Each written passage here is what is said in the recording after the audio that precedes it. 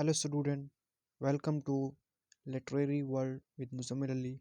आज एक नए लेसन के साथ जिसमें हम डिस्कस करने जा रहे हैं लिटरेरी डिवाइसेस को वन बाय वन, जो कि एक इम्पॉर्टेंट पार्ट है इंग्लिश राइटिंग का, इंग्लिश लिटरेचर का।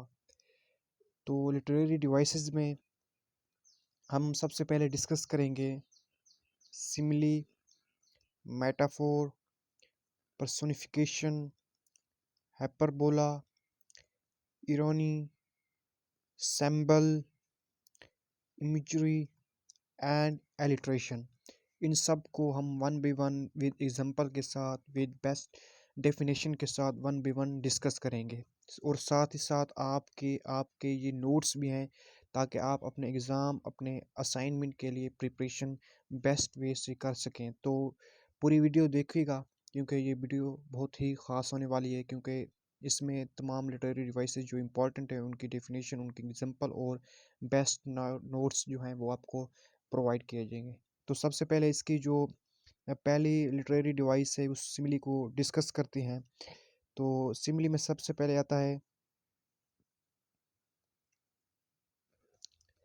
सिमिली को हम इस तरह डिफाइन कर सकते हैं कि a figure of speech that compare two dissimilar things by using the key word like and as. For example, a man is like a moon. कि सिमिली में हम क्या कहते हैं कि दो डिसिमिलर चीज़ को with the help of like and a हम क्या करते हैं, उनको कंपेयर्स करते हैं। जैसे हमने एग्जांपल दी कि माय सन इज़ लाइक। अब जो ये लाइक है, ये कंपेयर कर रहा है दो dissimilar man and my son is, दो डिसिमिलर चीज़ को कंपेयर करके जो बना रहा है वो क्या कहलाएगा, फिगर ऑफ स्पीच सिमिले कहलाएगा। सेम इसी तरह जो है मेटाफोर के बारे में हम डिस्कस करते हैं कि metaphor a figure of speech that compare two unlike things describing one as if ever like. Next page पर चलते हैं। Ever like other, does not use like और एज। इसमें हम लाइक और एज का इस्तेमाल नहीं करते, बल्कि डायरेक्ट ही बात करते हैं।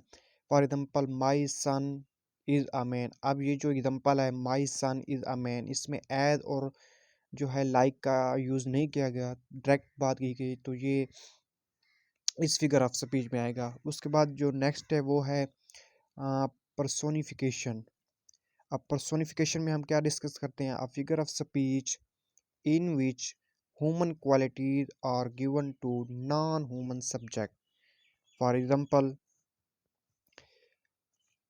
the live dance in the autumn wind। अब ये जो डांस है, ठीक है, अब जो जो पत्ते हैं ये डांस तो नहीं करते, लेकिन इसकी क्वालिटीज़ किसको पे जान चीज़ को दी गई है, यानी पत्तों को दी गई। तो इस तरह की जो फिगर ऑफ स्पीच यूज़ होगी किसी भी राइटिंग स्टाइल में, उसे क्या हम क्या कहेंगे, पर्सोनिफिकेशन। इसकी और एग्जांपल है the lighting lashed out with anger. अब इसमें भी देखें तो आपको जो फिगर ऑफ स्पीच पर्सोनिफिकेशन नज़र आएगा। क्यों? क्योंकि जो क्वालिटीज़ हैं वो नॉन ह्यूमन चीज़ को दी गई हैं, किसकी, ह्यूमन की। अब इसके बाद आता है हाइपरबोला। हाइपरबोला हाइपरबोला में हम डिस्कस करते हैं कि एक्सटेंडेड स्टेटमेंट और statement, it is a figure of speech that is not be taken literary. ठीक है, हाइपरबोला की एग्जांपल आप देखें तब आपको समझ आएगी। I am so hungry, I would eat a how horse. I am so hungry, I could eat a horse. अब आप देखें कि इसमें as a man human being एक जुमला कह रहा है कि मैं इतना भूखा हूँ कि एक हॉर्स को। अब साफ ज़ाहिर है एक बंदा हॉर्स तो नहीं खा सकता।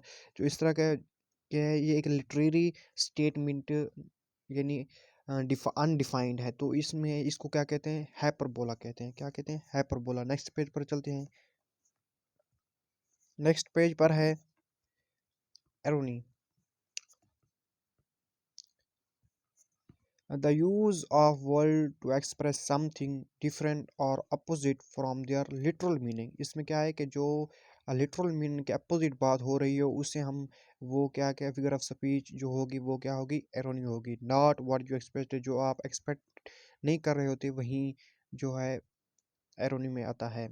वाओ, एग्जांपल देखें, wow you are intelligent.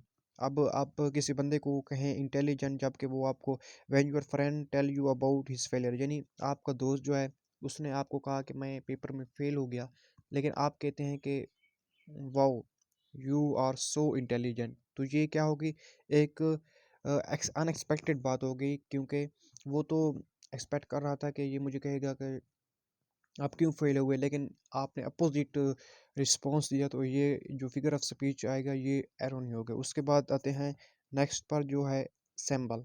Symbol जो होता है वो सिंबल्स और एनिमल्स, एलिमेंट्स, थिंग्स, प्लेसेस और colours writer use to represent their thing. अब फॉर एग्जांपल स्नैक जो है ये ईवल के लिए, अब ब्लैक जो है ये डेथ के लिए कलर यूज़ होता है। इस तरह रेड जो है वो डेंजरस के लिए, अब ये जो ग्रीन कलर है ये नॉर्मल के लिए। तो इस तरह का एक सिंबल्स में कुछ कलर्स होते हैं, कुछ थिंग्स होती हैं, प्लेसेस होती हैं जो कि रिप्रेजेंट कर रहे होती हैं, उनका बियॉन्ड कुछ और मीनिंग भी होता है। नेक्स्ट पेज पर अगर हम चलें तो नेक्स्ट पर आता है imagery.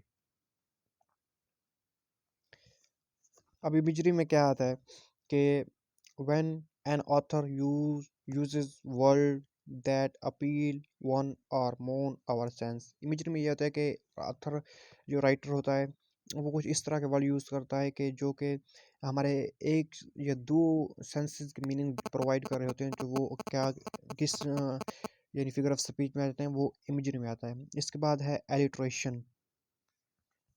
Alliteration the repetition of an initial constant sound, not vowel, the soul selects her own society।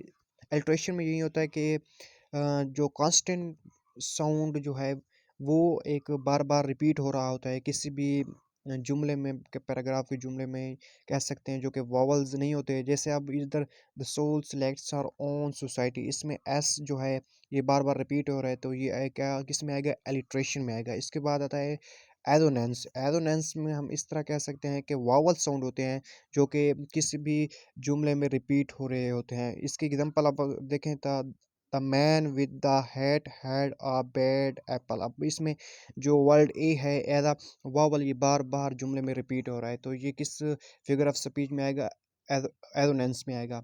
I hope ये आपको वीडियो अच्छी लगी होगी, क्योंकि हमने इसमें तमाम जो बेस्ट और अथेंटिक डेफिनेशंस थी लिटरेरी डिवाइसेस के वाले से विद एग्जांपल हमने डिस्कस की। तो हमारे चैनल को ज़रूर सब्सक्राइब कीजिएगा, और नेक्स्ट वीडियो के लिए अपना बेल आइकन भी ज़रूर प्रेस कीजिए। Thank you very much.